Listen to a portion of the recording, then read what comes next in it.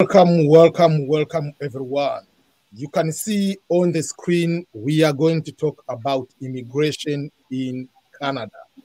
We all know that Canada is one of the only countries on the planet Earth with a lot of pathways to go and to become a permanent resident in that particular country.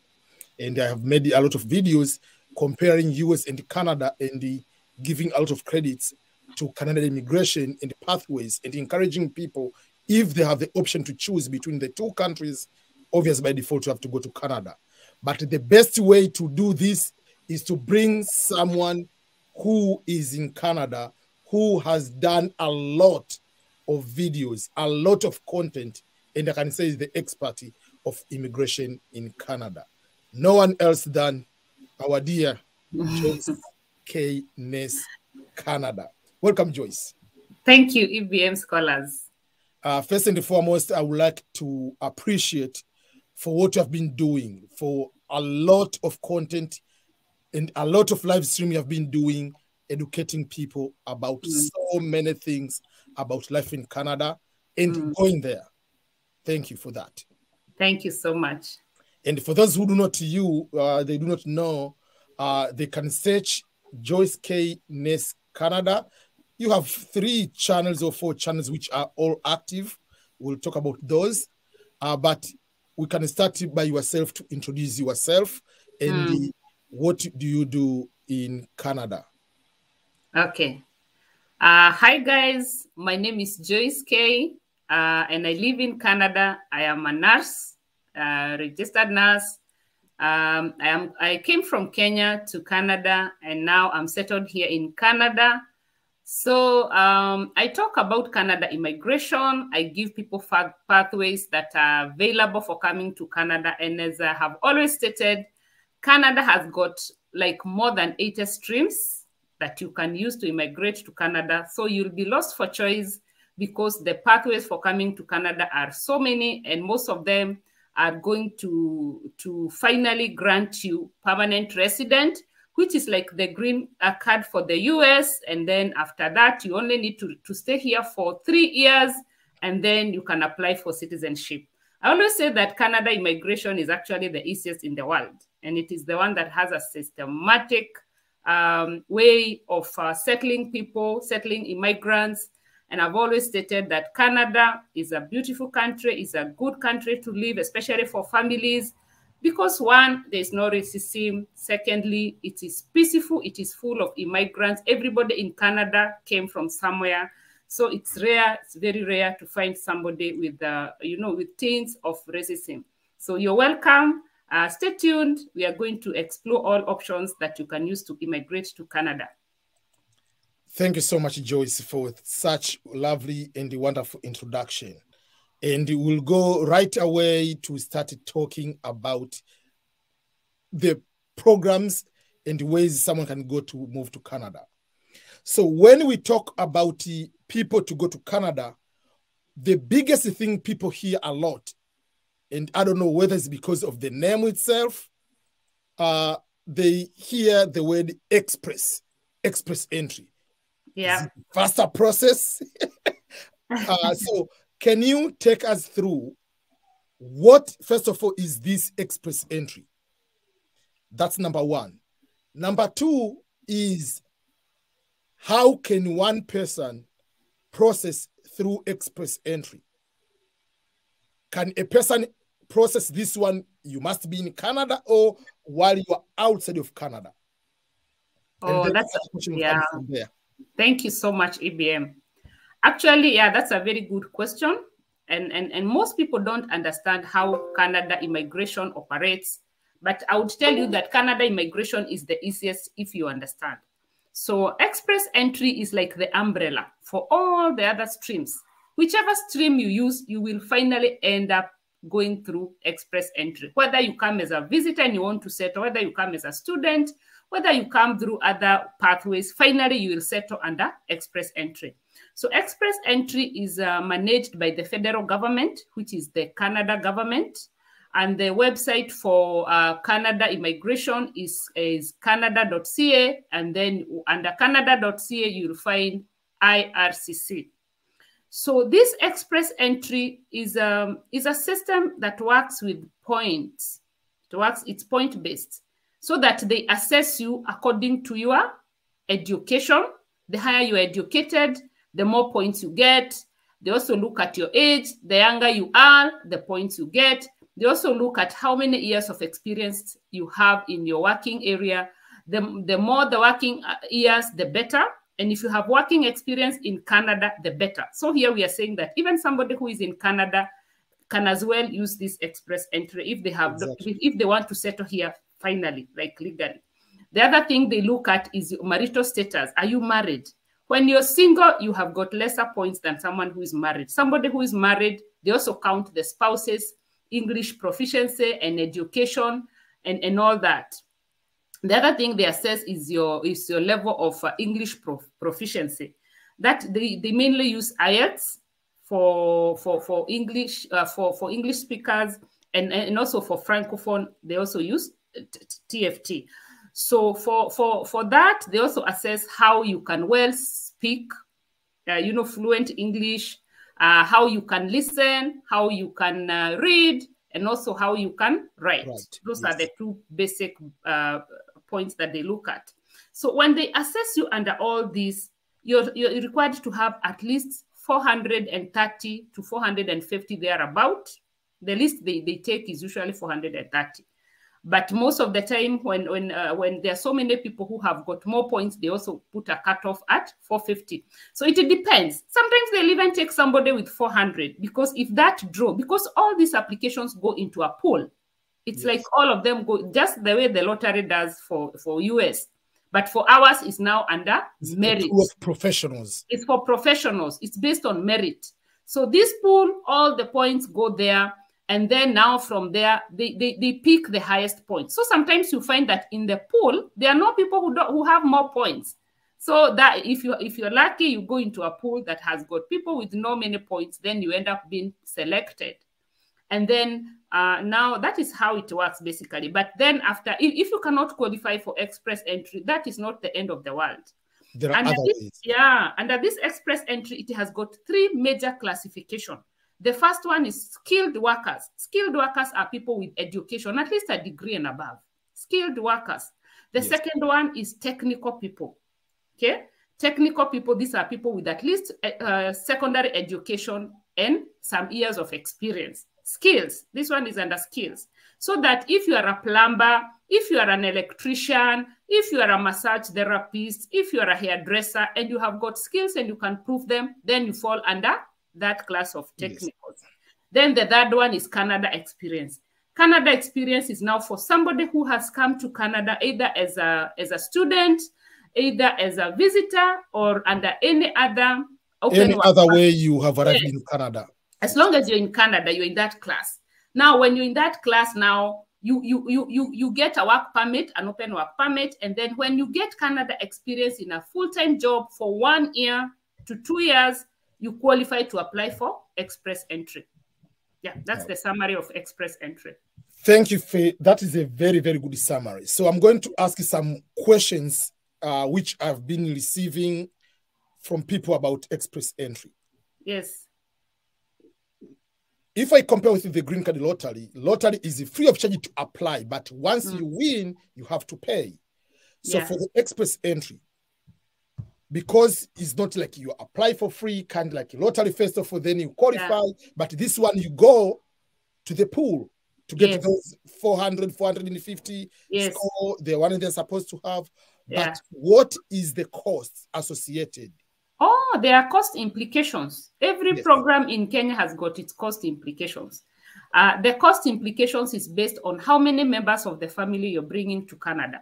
So if you're coming as one person, that one is on the bank statement. First of all, you have to do a payment to the government, which is about 1,500 Canadian, average around there.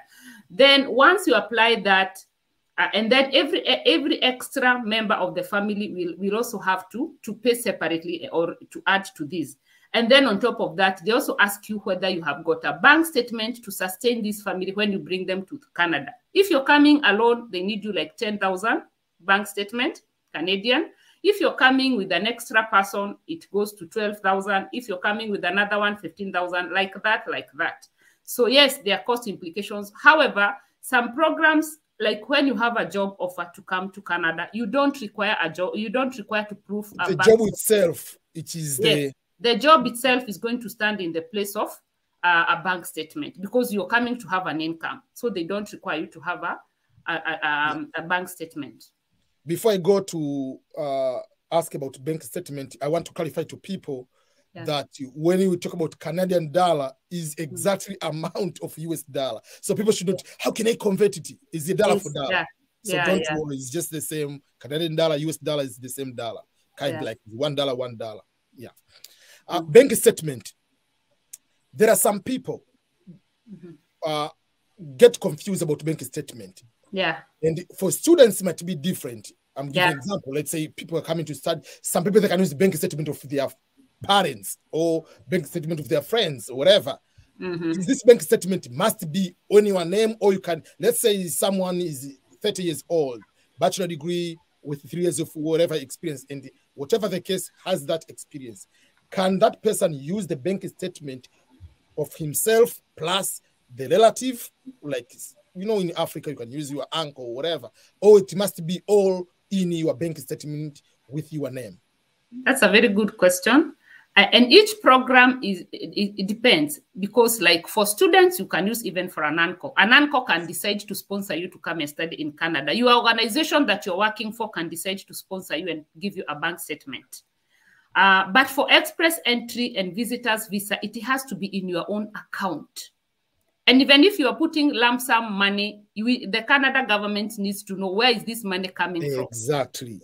So you have to put a separate letter explaining that I sold a piece of land and I want to immigrate to Canada with my family. This is where this money is coming from. So it has to be in your own account. The money you put it today, you put it today and you check out tomorrow the other way. They have to see it's not the money. Laundering, and also that money you can, EBM, that money you cannot remove it during the process. If the process is going to take you 2 years, this money has to remain in your account, because anytime they can check.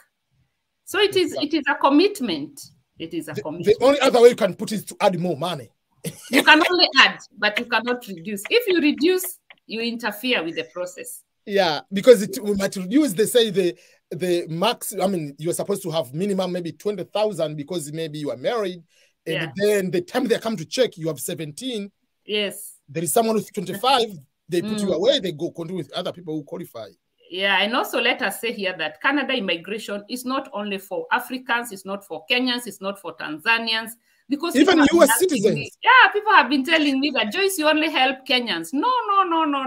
Canada immigration is for the entire world. This video should go to Asia, to South America, to North America. Even people in North America immigrate to Canada. People from the US, they want to come to Canada. And so majority of people in the US move to Canada, among other things, is the issue of medical. Medical, yes. Medical care is free. So good in Canada. Yeah. But in the US is one among the worst medical, how expensive it is. Yes. So that's why many people, they move there, because the job and everything, it's easier to transfer in Canada. Yeah. And Canada and the US, lifestyle is almost the same. It's the same. It's just like the weather is the same. The weather is the same. Everything is the same. Yeah. So let's continue with the express entry. Another question with the express entry is, can a person, while he's still a student, apply? And I'm talking about, let's say someone finished bachelor degree, now is a master's student, or is a doctoral student. I know they are going to look about the points and everything. Yes. But do you need to graduate? Like, I understand if you apply express entry, let's say you must have a degree first, not you are studying for a degree. But let's say I finish my bachelor and now I'm doing my master's. Can I apply while I'm still a student? This one depends on which occupation you're studying for. Some occupations in demand in some provinces require you to apply after you study for 1 year. After you study, you accumulate some hours for 1 year. Those are 2 semesters. They have got programs that you can apply for permanent resident as you study. And this was introduced during this COVID-19. Very few, like healthcare, IT, because they want students to start working because they have realized they are not getting enough immigrants.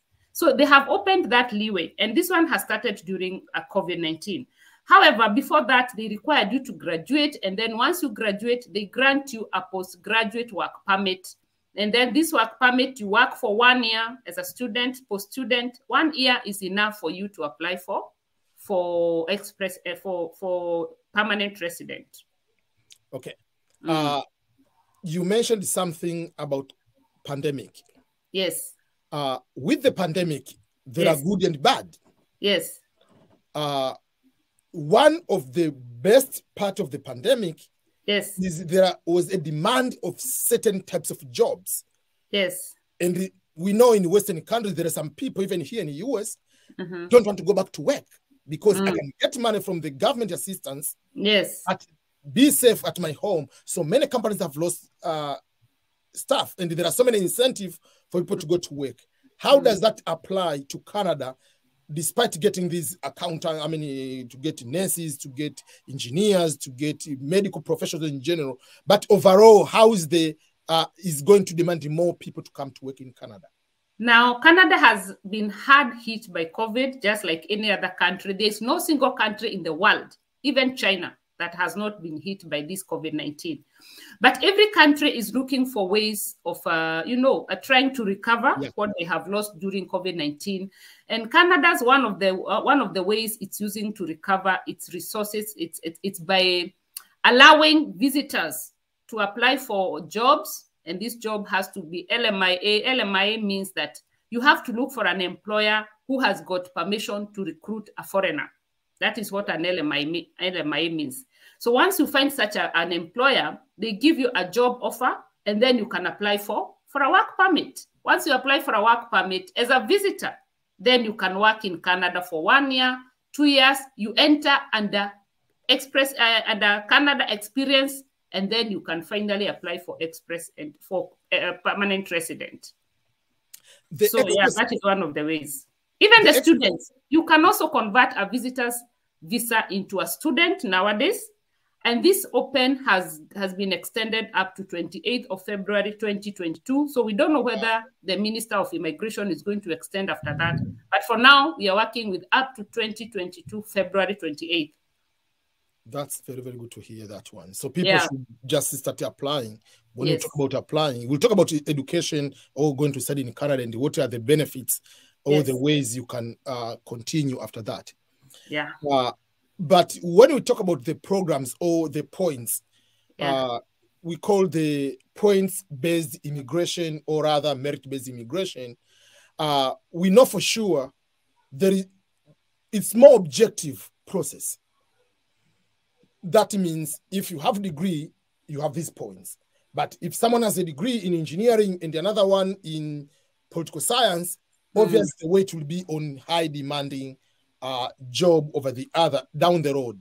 Can you explain about what type of professions either they are in high demand or they get higher priority from the government in general versus the other? Because you'll get it, but your demand is not higher than the other one. That's a very good question. And each province, Canada has got 12 provinces, including Quebec. And each province, Quebec is the province where they speak only French, mainly French, very few people that speak English. So in each province, they have something called occupations in demand. Occupations in demand is a list of the occupations that are in demand in that particular province. So I always advise even the students, when you're coming to study Canada, check the province where you're coming to study, whether the course that you're coming to study is an occupation in demand after you graduate. Because some courses will not be in demand after you graduate, so what? So every province has got occupations in demand, and there are so many, I cannot list all of them. But of course, we know healthcare is one of them. IT, teachers are in demand, especially in Ontario. So there's a list of long occupations which are in demand in every province. They are different. Okay. What advice do you give the people who want to study once they arrive in Canada?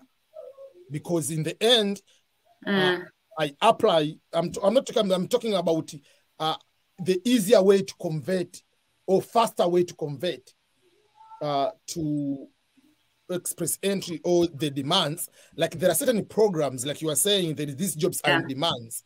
But if someone today, I want to come to Canada myself, and down the road I want to get express entry, what will be the quicker way for me to study certain particular type of job so that it's in high demand? How do I know? Apart, do also schools do that, or just from the government, they're the one posting those one or provinces? That is for the student. Yeah. For the student, when you're coming to Canada, you need to first of all find out the kind of institution that you're coming to study. It's not every institution that is allowed to accept international students. Exactly. So the institution has to be DLI. DLI means Designated Learning Institution. The government has given them authority or permission to, to train international students. So that is it. Yeah, you look at the designated learning institutions. You also need to look at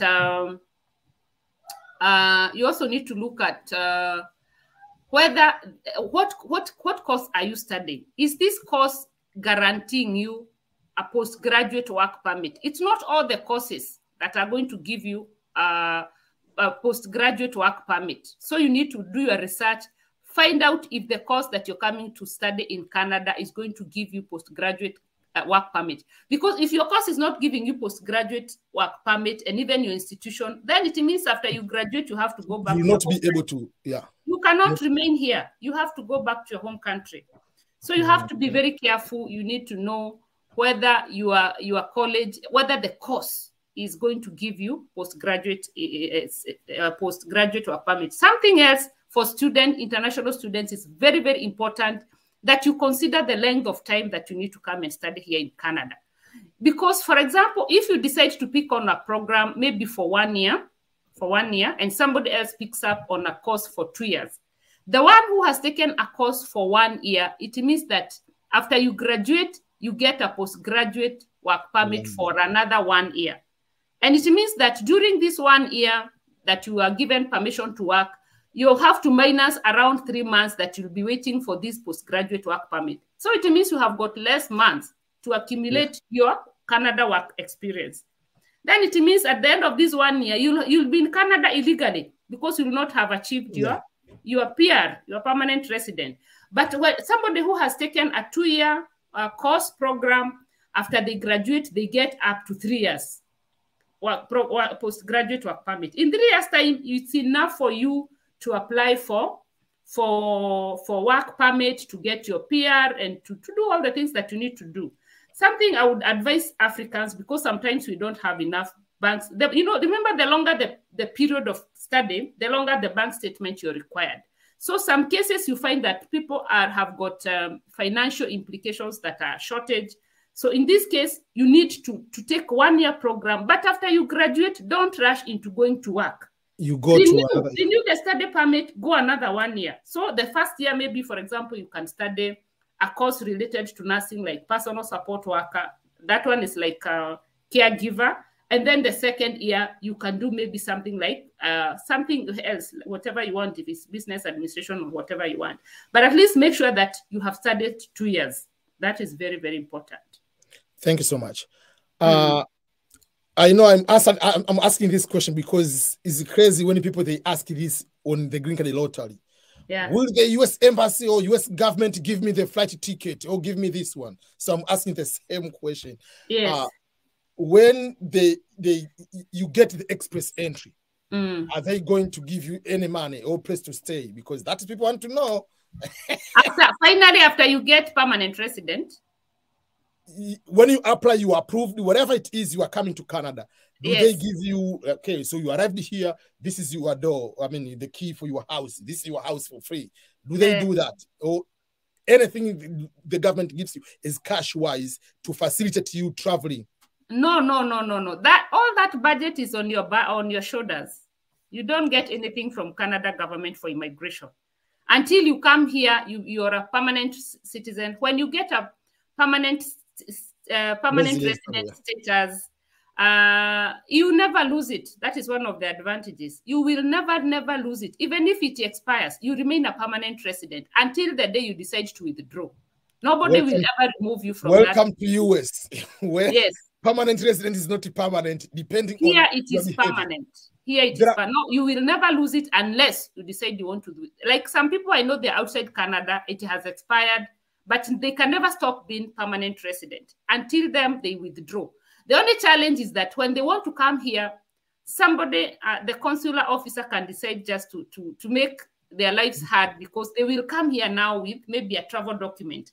And trying to apply for that travel document can be hard, because someone is going to ask you, why you even interested in this thing in the first place? So unless you prove to them that you have good reasons why it expired when you were outside Canada, because for you to renew it, you need to live in Canada for 2 years without leaving the country for you to renew this permanent resident in case it expires.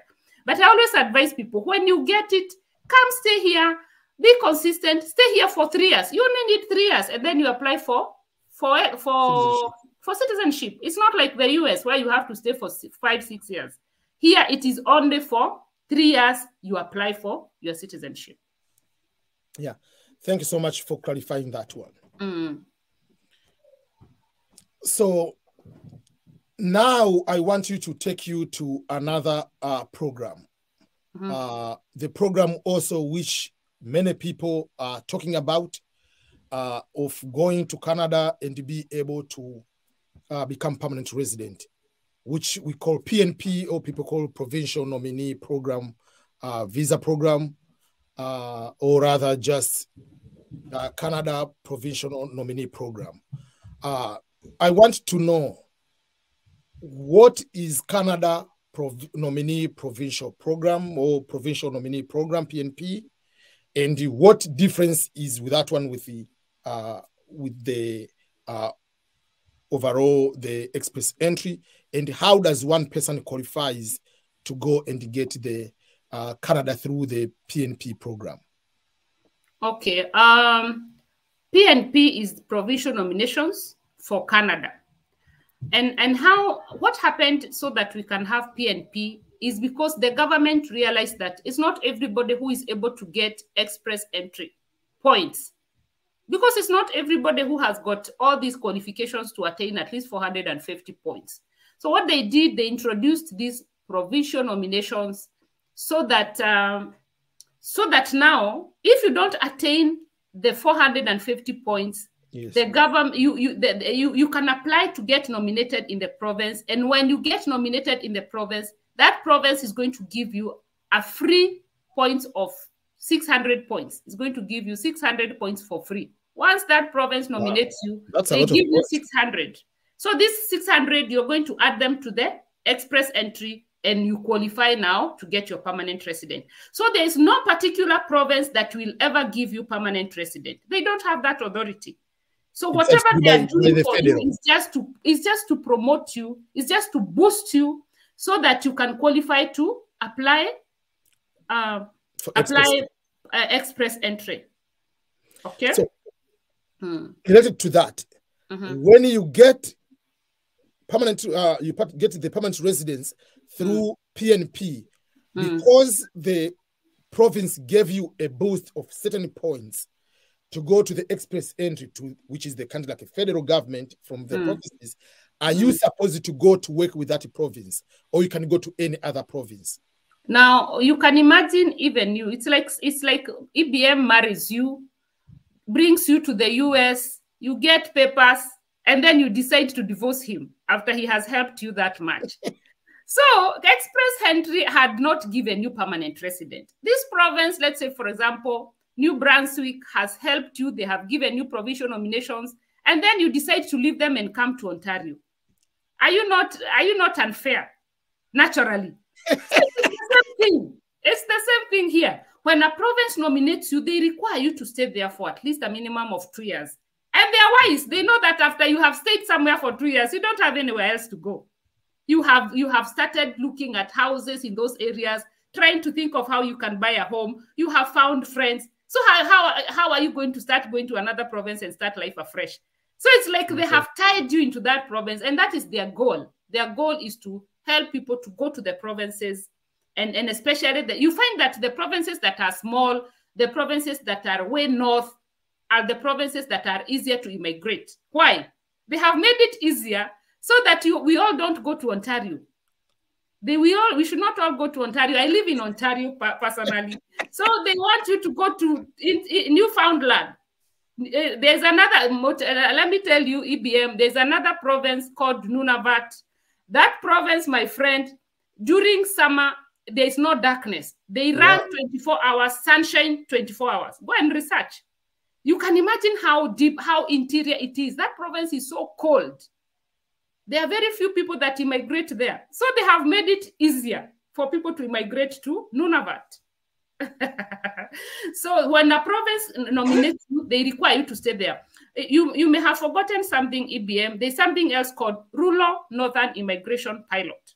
For the rurals, it is the same as the provincial nominations. So we have got 11 rural communities that participate in nominating people into the rural communities. I live in one of the rural communities myself. So these are tiny rural areas. If you go to my channel, Joyce K. Nurse Canada, you're going to find a video I have done taking people around where I live. There are no people. We don't have people that live here. The population is so small because it is way north. It is in the village. And you're going to find that the services that they give even to the kids at school, like where my kids go to school, like now I just saw a phone call. Maybe they are calling to tell me something. You know, the services are so good. The schools have got, the government schools have got a lot of funds. The government has given them more funds than schools that are in Toronto. So you find that even the schools are so good, the roads are very good, the government resources are very good.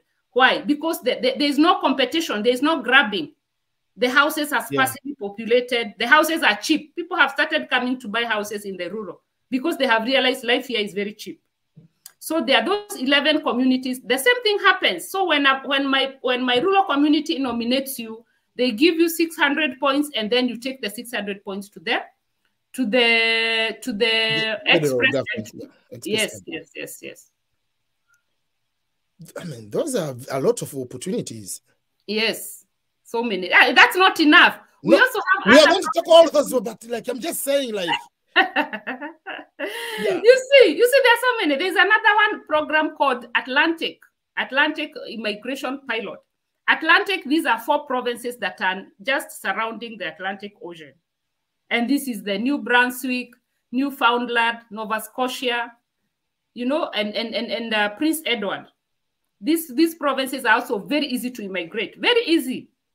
And if you go to my channel, you're going to find that these 4 provinces have been posting jobs. They have been posting jobs every other day. Even now, as we speak, they are offering jobs for transportation, forestry, fish industry, truck drivers, plumbers. They have those job postings, and I post them on my channel because they are making it easier for people to apply for jobs, because other provinces have made life so easy. People are applying jobs. They don't find. These ones are even having online conferences like webinars, where the employers come online to talk to foreigners, people who are outside Canada. Like now we have one coming up next month. You need to go check my video so that you attend that webinar. You talk to the recruiters and hear from them, ask them questions. These 4 provinces in particular, I always campaign for them. I live in Ontario, but I don't campaign for Ontario. I campaign for the 4 Atlantic provinces because they have made it so easy for immigrants. Ontario is still holding on to their things because they know everybody who is coming to Canada is coming to Ontario. And besides that, remember, now in these provinces, there are 2 ways that you can come through provinces. The first one is that either you have to get a job offer. There are those provinces that you're required to have a job offer.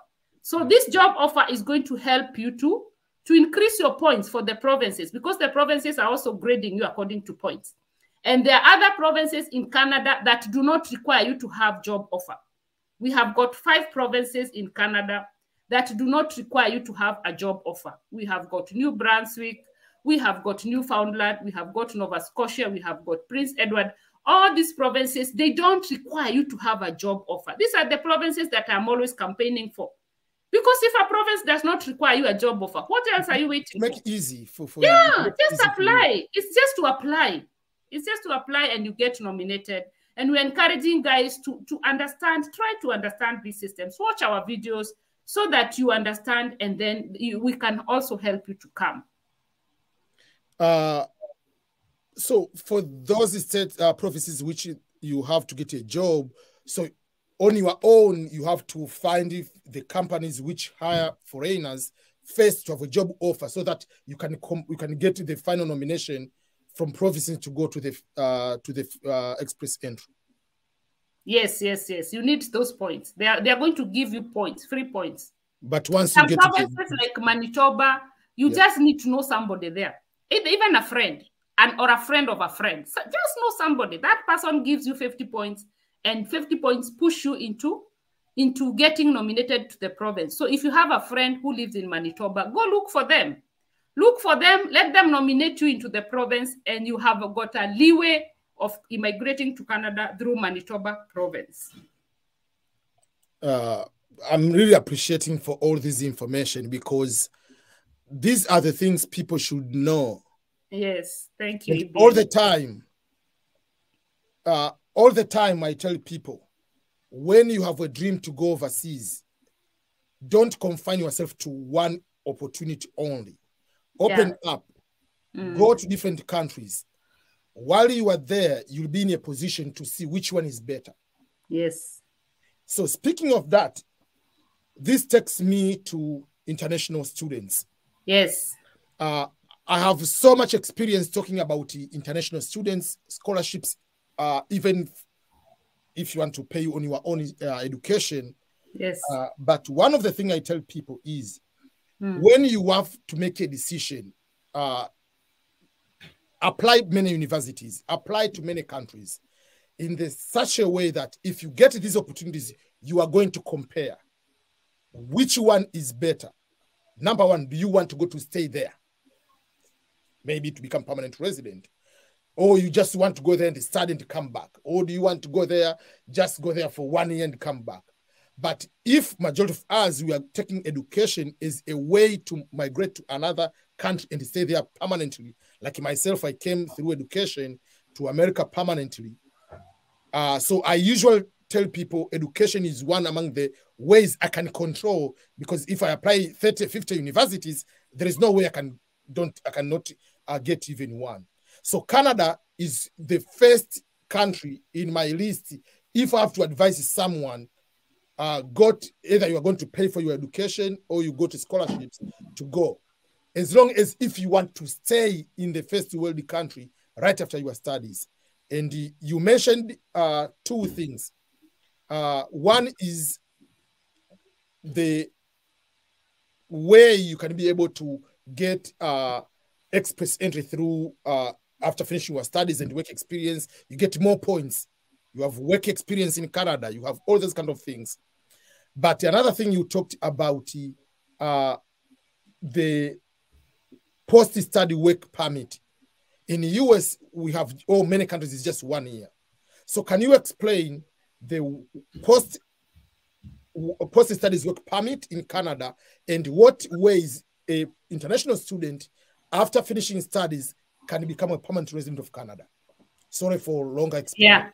Yeah. That is a very good question, EBM, because I think I have not seen a country that has got a straightforward system for international students. You know, in most countries, the international student, after they graduate, they are left hanging. They don't know what to do, unless you are one of the students who are very chap, so that you find a company that is going to recruit you and then apply for your citizenship. Exactly. And you know, it's not all the companies that are willing to help you, because remember, this company is people. If somebody does not like you, they are not going to apply for you. So you are left hanging. You don't know what to do. So some of the times you are left hiding in that country for the rest of your life. And we don't want people to go through that. Yes. And I think that is what Canada has realized, and they have opened doors for international students. First of all, you have to know that international students in Canada pay like 5 times more than local students.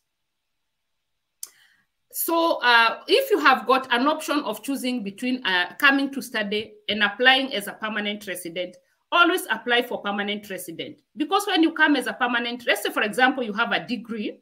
This is a very good example. If you have a degree and you want to come to Canada and study master, I will give you a good advice and tell you, don't come as an international student. Why? Yes. Because you have got a pathway for coming as a permanent resident. And when you come as a permanent resident, you will study in Canada as a permanent resident. A permanent resident in Canada is a citizen in Canada. There is no difference. So you are going to be given grants to go to study. You're going to be given loans. Your school fees, let me tell you some of the programs here, like for undergraduate. You find that a local permanent resident or Canadian citizen is paying $2,000 per semester, and an international student is paying $30,000 Canadian. How many times is that? Not even 5. It's more than 5 times. So if you have got an option of coming to Canada as a permanent resident, take it as first priority. However, if you have to come as an international student, well and good. And it has got its own advantages also. So that when you come to Canada, after you graduate, they have given you many pathways for becoming a permanent resident. You don't have to go back home. You just need to have come under a program that is going to give you a pathway for permanent resident. And also, it's going to give you a postgraduate work permit. And then this postgraduate work permit is going to allow you maybe to work for 2 years or 3 years. After you work for 3 years in a permanent job, which is not seasonal, then you have a pathway for applying the permanent resident. And when you become a permanent resident now, you can go to school in a cheaper way. Let me tell you, if there's anything I would advise people to invest in when you get an opportunity to come to Canada, go back to school. If you are a nurse, if you have started as PSW, which is personal support worker, go do a diploma, go back do a degree, go back do a master's, go back do a PhD. Because the more you are educated, even if you want to go back to your home, not only I don't know whether EBM had planned to talk about refugees and asylum seekers. I always tell you that in Canada, when you come as an asylum seeker, you have got a whole 2 or 3 years that you're enjoying Canada government resources for free. In this time, you are allowed to even go back to school. Don't go to work. Go back to school. Go build yourself. In these 3 years, by the time they decide whether they're giving you or they're not giving you, you already have your degree. And they look at you like this, and when they're making the decisions, they'll think, this one, he doesn't have a reason to go back. Because you are a resource to the government. They see a degree and they're thinking, this is workforce.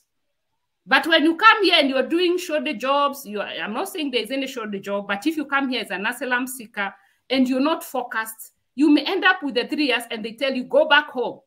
These 3 years, they are giving you just to assess to see what you're thinking and what kind of a person you are. When you come here, you start eating government resources because there's a lot of money, free money for the asylum seekers. You come here and start to decide to enjoy that money and not think about your future, my friend. They will think this one came here just to eat our money. You will be returned back to your home country.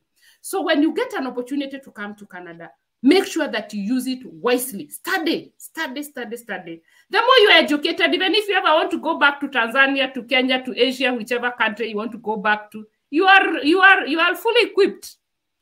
When you go back to Kenya, for example, if there are people here watching me from Kenya, Safaricom will be looking for you, my friend, to become their CEO. Because when you have got Canada education, you are a cream on top of the cake. Everybody wants to recruit you. The UN, these 5, the big 5, they want people who are educated in Canada. So education is very, very key. Some of us did not chase that. Maybe we didn't have anybody to advise us. But we are encouraging that it is possible. It's never late for you. Exactly. Yeah. In addition to that, the work permit, when we compare, I want to just put emphasis, when we say most of the international students in other countries are just in the limbo, do not know what's going on. In Canada, you have so many pathways to become permanent resident. In the US, for instance, or even Europe, is very, very difficult. one, just by having, when you finish, they give you 1 year. If you are science, you are given a year and a half. And just because you're having a job, there is no that we are going to sponsor you. The company, if you have what we call OPT, optional practical training, which is 1 year, you finish, the company must like you first. Exactly. And then they don't apply for permanent residence, they apply for H1 visa. While you are in the H1 visa, then they can sponsor you to get. Oh my goodness, that's a whole lot of process. And so that is number. And while you are in H1 visa with that company, if that company says from today I'm firing you, which by US law, anything can happen. Yeah, they call contract at will. They can fire you or you can quit the job at any time. If they fire you, your H1 visa expires from that day. You have 60 days to go back to your home country. So there are not many pathways. So either you have to get a company which likes you and you are very good to sponsor you, which not many companies prefer that way, because America already has 400 million people here. There are so many people with the same qualifications. And in the end, they have. And you know, it's a lot of work for the company to process your papers. It's taking a lot of their time. And then maybe they recruit you and then you go away after that. So, and then there is also the person like you, speaks Swahili like you, someone qualification, I'm just having an American passport, I'll get that job. So that's why they prefer, they just move that way. And again, the level of capitalism in the US is at highest level. In Canada, you still have humanity at a certain level.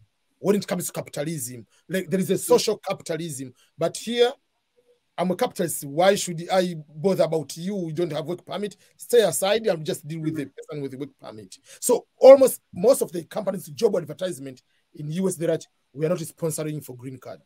Or for one. So that's a big challenge. And another one is there are those, unless otherwise you have PhD, they are called, it is just like you can apply on your own, but you must be very, very educated, very, very skilled, which very, very few people. You have to get you have done certain projects, like it's called employment-based. So there are certain kind, employer doesn't sponsor you, you apply on your own based on your employment, but you have to prove so much. Like you are already teaching to the university level. So, oh, you have done this kind of project. There is a friend of mine has done that. So it's a very complicated, but in Canada, you have those ones. So that's why if you have the option between the US and Canada or Europe and Canada, Canada is a prime one. Canada, Australia, they have those kind of prime opportunities. But to come to study for your own money, I usually don't encourage that one. I encourage people to apply through scholarships. If you want to pay on your own, go to Scandinavian, because they don't have tuition fees, zero. You pay for living expense, which is 12,000. Yeah. So yeah, people should also look for scholarships, and they have many books. And on my scholarship website, which is ebmscholarships.com, I usually talk about scholarships. And over there is a book about scholarship. Even if I say PhD scholarships in US, but the same principles can be able to be applied to Europe, to Canada, to any other country too. People can be able to use those opportunities. Okay. Another way which we have to talk is about go to Canada through other ways. Like in the US, people go tourism, people want to come here through maybe conference, core meeting, someone wants to go through volunteering or whatever, a conference for religious convention, something like that. So in the US is a very complicated process again to convert from tourist visa or come to a graduation for someone to go to become a US citizen or to permanent resident and then US. It is impossible. First of all, it's impossible. You have to take many years maybe to go to student or get married or do all other complicated ways. How are the ways in Canada once I come as a tourist, once I come to attend the conference or I come to volunteer, how can I go to get a job? How can I go and if possible come to become a student? How can I later become a permanent resident? Wow. I think at the moment, Canada is the only country that has got a leeway or a pathway for visitors to convert it into a work permit. And we don't know how long it's going to stay, because for now, they have opened up to 28th of February 2022. It's been there since 2019. Since COVID hit, they opened that pathway, saying that when you come to Canada as a visitor, you can apply for a permanent job through somebody who has got an employer who has got an LMIA, an employer who has got a license to recruit a foreigner. And then after that, then you can get a work permit. And then when you get a work permit, then you work here for at least 1 year to 2 years. And through that, you become a permanent resident. Let me tell you, there is no country that allows visitors to work there. My friend, there's even Kenya. You cannot work as a visitor like that. I have my passport. I have Kenyan visa. Yes. It is very clear. Let me see. What is my passport? Yeah, whether it's in Kenya, whether it's in Tanzania. You cannot work. Yeah, it's written over there like it's not allowed for employment. Yes, it's not allowed for employment. So Canada has opened this door. And that's why on my channel lately, I have been marketing visitors visa, so much so before it expires. And especially, I feel so sad. You see, it's written you cannot work. Yeah. Clearly. Registration required for stay extended period, employment prohibited. That is, so I see, you know, EBM, I see people with a Canada visa, visitors visa or business visa. And Tanzania, employment prohibited. If you get the US visa, not allowed to be employed. Yeah. I see people with a visitor's visa, and Canada, they give a 10 years visitor's visa with multiple entry. Wow. A maximum of 6 months. I know US is 5 years maximum. No, it's not for every country. It's what they call bilateral agreement. So Kenya and the US have agreement. When Obama went to Kenya, they asked him, so allowed it to have 5 years visa. Yes, yeah. Tanzania, when President Bush the son came to Tanzania, it was 2008, 2007, 2008, that time. So they have 1 year visa. So even if you ask for 1 day, they give you 1 year. So they haven't, I don't know, they haven't asked for 5 years. Tanzania, they cannot extend for 5 years. They cannot get a visa. No, you get 1 year visa. It used to be 3 months. Maximum. Oh my goodness, that's so mean. I mean, yeah. That's why my Kenya visa here is 5 years visa because of the bilateral agreement. I can get 5 years Kenya visa. Yes, between Kenya and US is 5 years. Yeah, but Kenya and Canada is 10 years. Wow, my friend, 10 years. And I see people with those visas in Kenya asking me, Joyce, how can I come? I have got a visitor's visa for 10 years, and I'm like, what are you talking about? You don't know what you're putting on. So those people, we are telling them, take a flight. But even if you have a visitor's visa, which is valid, remember you have to have a reason to come again to Canada because of port of entry. At the port of entry, they're going to ask you, why are you coming back here again? So you must look for a conference, or you have to get an invitation. I always tell people that you do not necessarily need somebody to invite you. You don't need to know Joyce to invite you. I have that, like the video that I did today morning on my channel. I have given you the conferences that are available for 2022, a list of the provinces for 2022. Who is going to give you such kind of information? I have shared you the list of the conferences that you can book. You just pay maybe to pay $100 or $150 and get that receipt. That receipt is your invitation. That's what you apply to the embassy.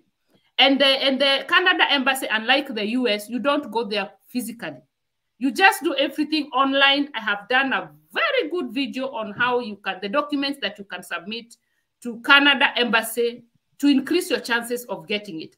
I always say you don't need an agency to apply for you because they are charging a lot of money. I know I have one who comes to my channel, but you don't need to pay them. If you can do it by yourself, my friend, save that money. Just listen to our videos keenly, follow our instructions, apply by yourself, and leave it to God. So once you come here, you have got that pathway for changing it to work permit. And also, besides that, if you also have got maybe challenges back in your home country, your life is in danger, do not allow yourself to die there. Canada is one of the third peace countries whereby you can come surrender your life, tell them that Please protect me because back home, my life is in danger. It's not us. I don't know why people fear talking about asylum and refugee. It's in the Canada government has talked about it publicly in their IRCC website. So we are here to tell our people that if your life is in danger, if you are in this group of LGBTQ, the men who marry the men, the women who marry the women, if your life under political reasons is in danger, if you are facing female circumcision, if you are forcing early marriages challenges and your life is in danger and your country cannot protect you, Canada is one of the countries that protect such people. It's not up to me to give you your permission to stay in Canada. It's not up to me. The magistrate is going to listen to your case. If they find that you're genuine, because you have to be speaking the truth, you have to provide evidence. If they find that your case is genuine, they allow you to stay. If it's not genuine, they tell you to go back to your home country. You tried anyway. You tried. But the good thing is, until the decision is going to be made, is not today. Yeah. You have been there for at least a year and a half, 2 years. My friend, 3 years. Yeah. And during these 3 years, they are giving you some stipend money. They have allowed you to go back to school. They have given you a work permit. So even if they ever tell you to go back after 3 years, my friend, if you are a wise person, you know what we are talking about. You'll have accumulated something for yourself. Those are very, very good inputs. Yeah. On my end, those are most of the questions we have exhausted, almost a lot of questions. I don't want to make people go crazy. I want people, first of all, to go and subscribe to Joyce K in Canada.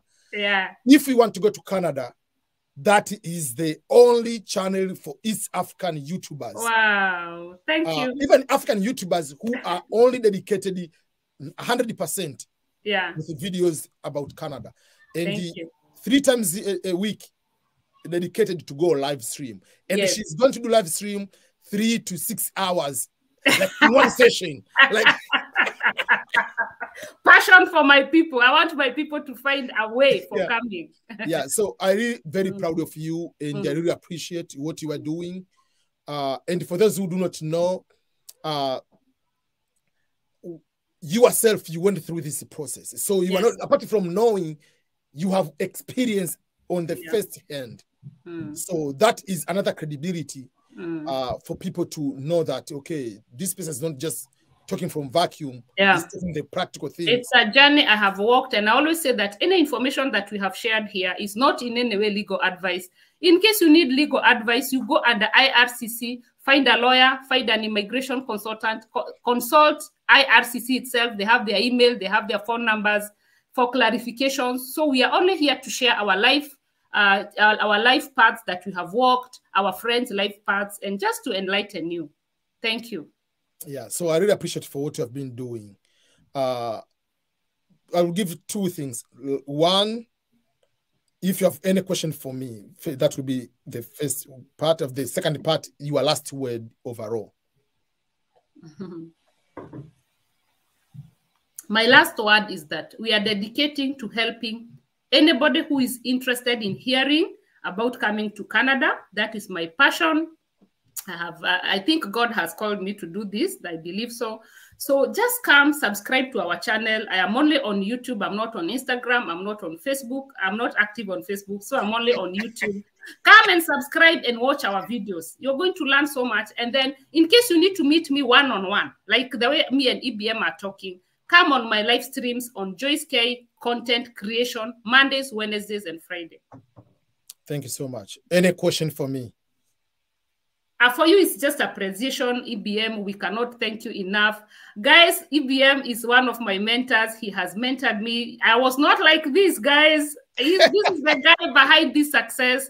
So I want to appreciate you so much for what you're doing. My friend, you're helping so many people. People have known you. Everybody now knows you. And we appreciate what you're doing. Only God can bless you for what you're doing. Thank you so much. Thank you. Thank you. I really appreciate it. I cannot put it much, but I really appreciate for what you have been doing. May God bless you. I'll be back to your channel. And anytime you'll be invited again here.